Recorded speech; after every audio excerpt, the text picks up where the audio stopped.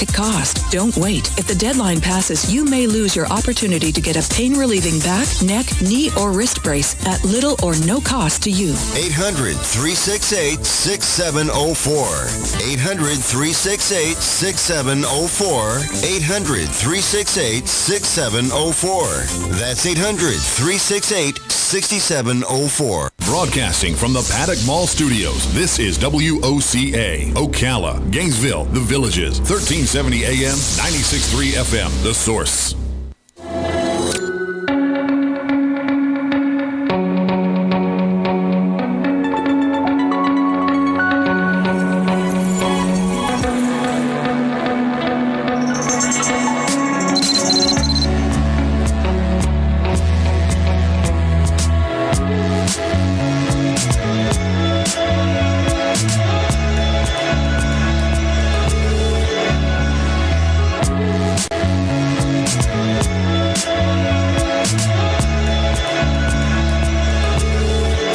All right, 8 minutes after 10 o'clock. It's starting to rain out there, by the way.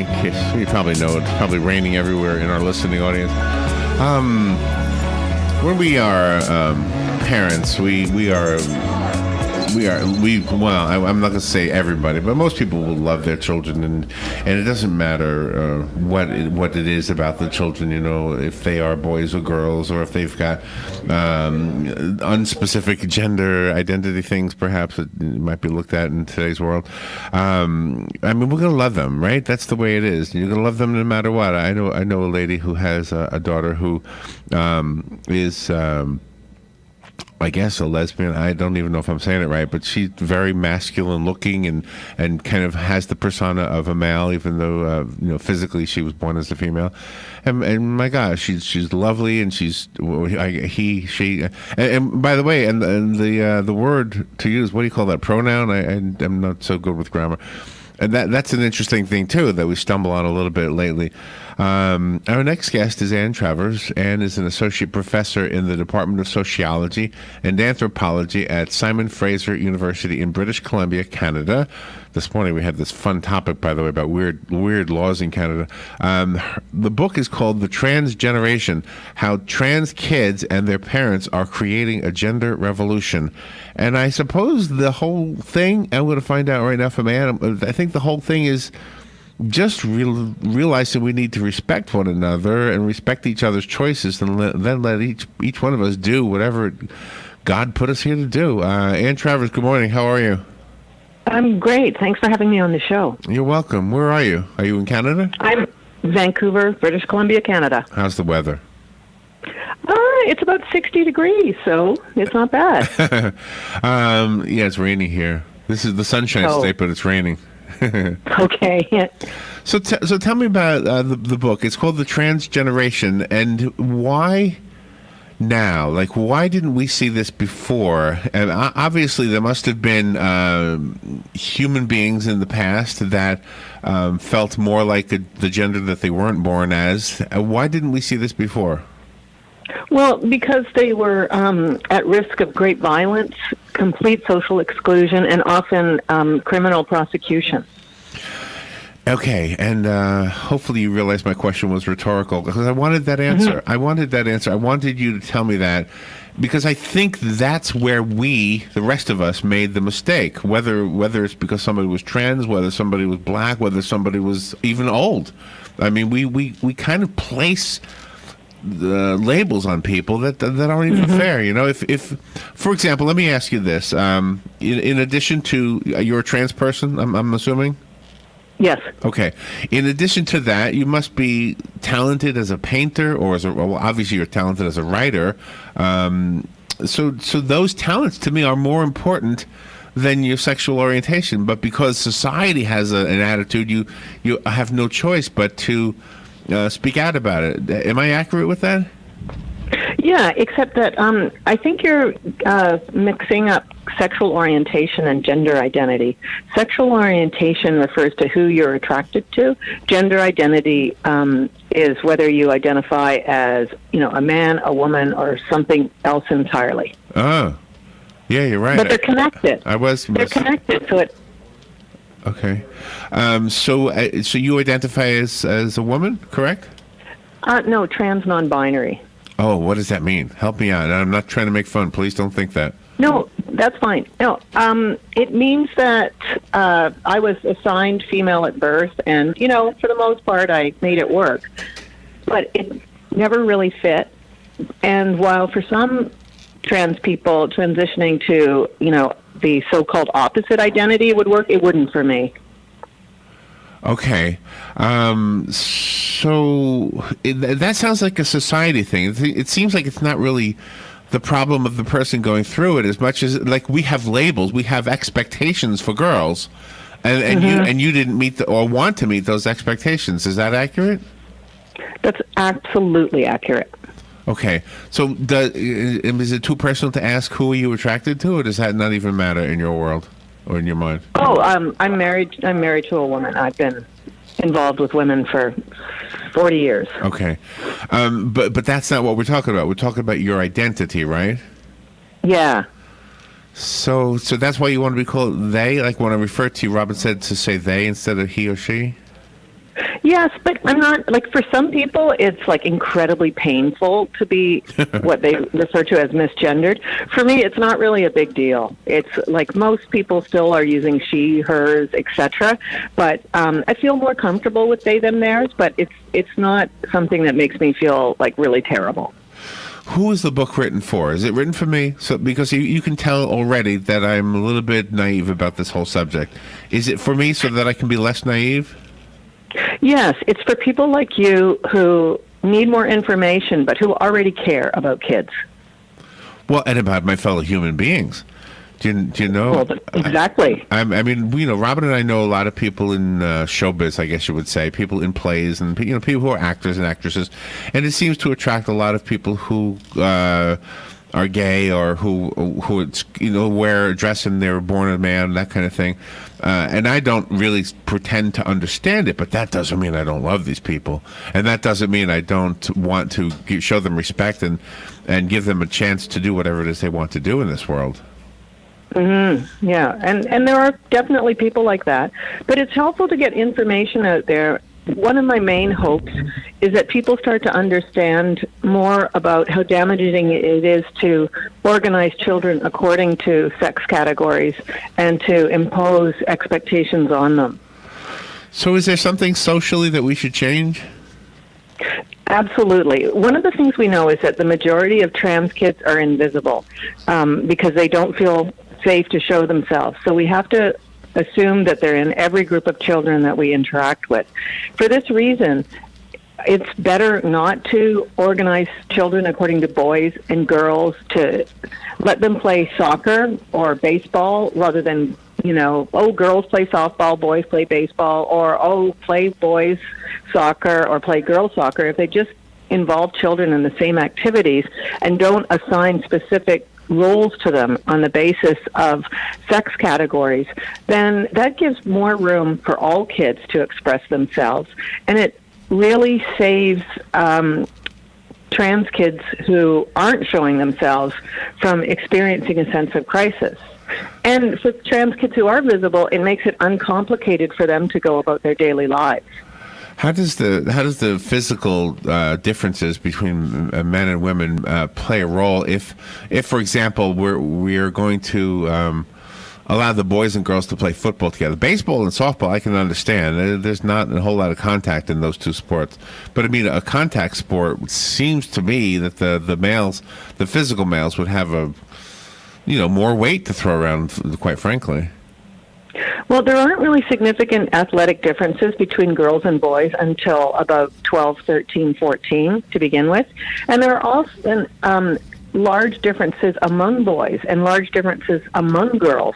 So assuming that boys are always going to be bigger and stronger, but frankly, and I know this is going to be unpopular, but I don't want any of my children playing football because I am worried about their brain health and spinal cord injuries. No, I'm with you that too. Yeah, no, I understand that. But I'm just saying, if they do want to, and it's going to happen. Soccer can be soccer isn't really a contact sport, I guess. It can be, though. because of the balls flying up in the air and everything, and sweeping legs and things. Well, and so I hear what you're saying, and I respect what you're saying, and I'm not really trying to be difficult. I just was trying to see some of the possible caveats, I guess. So, in addition to the sports, and I see so many things that I think are unfair. When I was a kid, I was a big kid, a big boy, and you know what? I didn't care for sports. I was more interested in music. Right. And I'm not gay, but I swear I had a lot of people thought I was because I was more. I not only did I like music, Ann, but I liked musicals. Oh my gosh! You want to know? There's a stigma right there. Why is that? Well, we have assumptions about what boys are supposed to be like, and girls are supposed to be like, and men are supposed to be like, and women are supposed to be like. And as your own experience attests, it's harmful to everyone. Yeah. No, I did go through that a little bit. So what was your childhood like? Did you have this kind of tearing thing happening within you? Oh, for sure.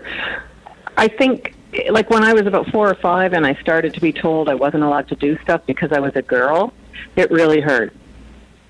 And I also had to notice that girls were not as valued as boys. And I think that's something that affects all girls. Feeling that boys are more important and more valued. It's very harmful. Yeah, absolutely. I don't disagree with that at all. And I've always thought that, even before the movement that is happening right now. So, and you're absolutely right. These are the things we need to talk about. In addition to, however,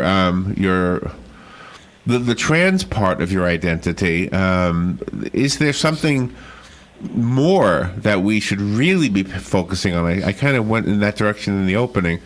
I mean, would I say Anne is an author before she's a trans author, or would I say Anne is a philosopher? Well, I think of myself more as a social theorist, but I'm a coach of Little League Baseball, which is really important to me. Yeah. I'm a parent of 3 kids. I like to be active in my community, but it's kids' well-being in general is really important to me. When you did all of the research for your book and you actually had one-on-one conversations, that must have really tugged at your heart. It did. And some of the kids had amazing stories of courage and perseverance. Well, really, all of them did. But some of them also related experiences where they experienced great harm, and that was really troubling. And how did their parents react to your interviews? Well, the parents were pretty supportive, and that tells you about the trans kids that I was able to reach. Most of the trans kids who I spoke with myself had parental support and, were relatively privileged considering, in spite of the fact that they were incredibly vulnerable as trans kids, they had a lot of parental support. I did interview some trans youth who I met online who didn't have parental support, and they were really struggling. Oh, my. Do you know, there's one issue that was in the news, and I want to talk to you quite frankly about my thoughts on it, and then have you tell me your thoughts on it. It's the showers in the schools. The restrooms, as far as using the toilet, to me, that doesn't even seem to be an issue because you don't see anything anyway, but the showers you do. And I would imagine that if I had a daughter and that there's somebody in the shower with a penis, that it would be a problem. It could be a big problem for her. It'd be very uncomfortable, I guess. And so that's why I know that, when we put these interviews up on YouTube, and so somebody inevitably, now that I said that, they're going to hate me, and I'm going to get all these hate comments. But I'm wondering if that's not a legitimate concern. I mean, I really feel for what you're saying. I really don't want people to be disrespected or treated unfairly. But the girls in, let's say, the high school showering together, and here comes, somebody who considers himself a girl, but he's got a penis. Well, I mean, isn't that an issue? You mean she? Okay. But I think the penis part is more important than the pronoun. There's this idea. Well, no, it isn't. There's this idea that just possessing a penis is an incredibly dangerous thing. But in reality, it's trans people who are at greatest risk of discrimination and violence in bathrooms and change rooms. No, But I don't disagree with that. Yeah. But one of the things that I think is important to consider is that these open shower situations are traumatic for a lot of teens, regardless of their body. Yeah. And privacy is important. One of the things that I discovered in all the trans kids who I've interviewed, they don't want to shower in an open space. I didn't either. They're not. Yeah. No, I hated it. No, I'm with you. And the Vancouver School Board made a policy of providing any student who requested it with privacy for showering. And I think that is really important, that there are many, many reasons why someone would prefer not to shower in an open space. Right. And I think that affording all students with greater privacy and teaching children better bathroom and change room etiquette at the beginning would be ideal. Okay, well that I can go with. I can understand that. But I was thinking of in my day, and I'm 63, so again I'm going to get picked on for being old and stupid and ignorant. I'm going to get all these comments, Robin. Yeah. I can see them already. But I'm being honest with you, Ann. I just want to understand. I absolutely want. You know why? Because there are children in my own family. Okay, there are children in my own circle of friends who I know are dying for us to know who they really are. And gosh, I want them to know that they're going to be loved no matter what they tell me. Yeah. In any of your interviews, did the subject of religion come up? Because I know some churches, if you're not just strictly by the book, they don't like you.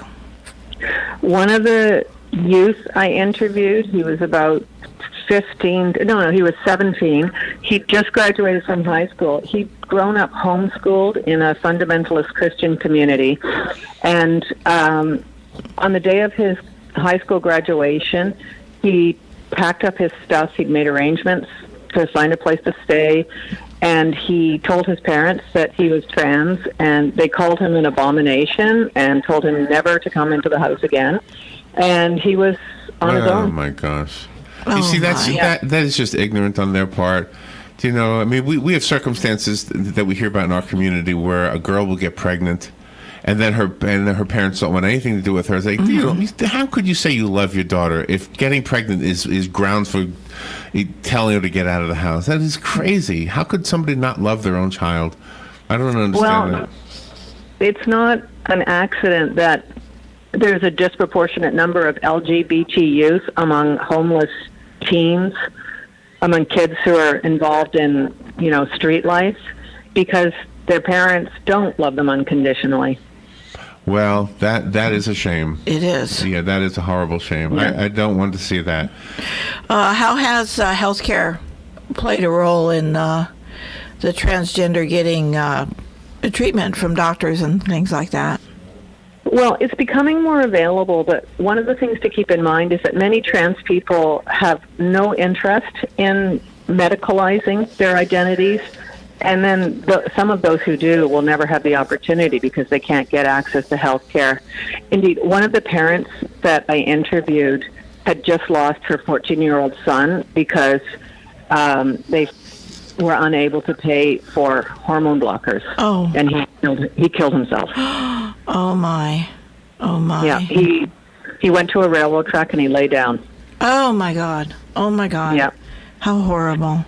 Huh. Yeah, and this was a child who was deeply, deeply loved. This was not a child who was shunned by his family. He had friends, but they couldn't afford $1,400 a month for hormone blockers, and he just couldn't face it. Oh, gee. What do you hope happens to the person who finishes the book? What kind of change are you hoping to have? What to see? I'm hoping that they take action to support more children, to support children in general. Because one of the things that I try to draw attention to is that trans kids are affected by racism, by poverty, etc. And if we really care about kids, we need to make sure that they're all eating well, that they get supportive teachers, that they're safe. And I think that we are letting children down horribly on so many fronts, not just trans kids. But I would like to see more people aware of how damaging it is to impose sex categories and gender norms on children, and to sort of dial back the gender socialization and the gender expectations, because that would improve the quality of life of all kids. Is the foster care program coming up to speed with this? It's hit and miss. One of the things we know is that there are good foster parents and there are bad foster parents, and then I'm sure there are quite mediocre foster parents, but they have incredible power over the children in their care. And there are some foster parents who are very well read, who understand trans kids and are supportive, but there are also some foster parents who are doing tremendous damage to very, very vulnerable children in their care. Well, I think it's very courageous of you to write the book, to be totally honest with us all about what your life has been like. I think anybody in the public light helps us understand this. Boy George helped us understand this. I don't know if Freddie Mercury did. I loved Freddie Mercury, but I know he was a guy who definitely had a feminineness about him. I don't know how he. Oh yeah. But that's the kind of thing. I think there's a certain number of people in show business. Who's the actor that's on Broadway all the time? One of the from Lion King. Yeah. Gosh, his name escapes me, but I love him. Yeah. My gosh. And maybe that's what we're trying to say. Anderson Cooper. There's an example right there. You know what I mean? We love these people, and they help us understand that. Oh, okay. Well, they're not so bad, and we need to be more respectful of them. And thank you for sharing your intelligence with us and your wisdom, and helping us understand something that maybe we need to understand better. I have a copy of the book, The Trans Generation. If you call me, I'll give it to you, and the rest of us will have to go buy it. Andy, you have a website you want to direct us to? I don't have a website, I'm afraid. It's okay. But you can follow me at Dr. Baseball on Twitter. Dr. Baseball. Oh, nice. That's great. I'll bet you the kids love you because you're such fun. And I really am. And I did find the book on Amazon. It is on Amazon, so it looks like you're doing pretty well on that too, by the way. And thank you for sharing this with us. And I hope the other radio hosts are treating you well. I just hope that my profession is being represented well. Thank you, Ann. Yes. Thank you. All right, we'll be right back. Yo, I'm Lillian Wu. The president tweeting his congratulations to Republicans the morning after primaries in 8 states. However, Democrats managed to claw their way onto the ballots in a handful of House districts that they want to flip in several GOP-held districts in Orange County, for example, with open seats. The Republican hopefuls did come in first place, but they will have Democratic challengers. Fox's Peter Ducey in California, where there is a Republican choice for governor, John Cox, who could boost enthusiasm. It does not appear, though, that there's going to be a Republican option on the Senate side of the ballot. Our trade deficit fell for a second straight month in April, according to the Commerce Department this morning, and U.S. productivity grew at an even weaker rate than initially estimated, just 0.4% in the first quarter. Labor costs rose at a bit faster pace. Fox News, we report, you decide. When posting on most job sites, you get candidates. I'm the sales director. I'm the sales director you're looking for. But when you post on Indeed.com, you get the candidates just right for you. I'm a sales director with an MBA, over 10 years experience, who's also fluent in Japanese. With Indeed, you can add screener questions for a less time-consuming route to your short list of qualified candidates. Arigato. Hiring's better when you've got your short list. Save time on hiring when you post a job on Indeed. Get started today at Indeed.com/hire. Dad, what are you doing? Cramming for college. I'm the one going to college. Yeah, but we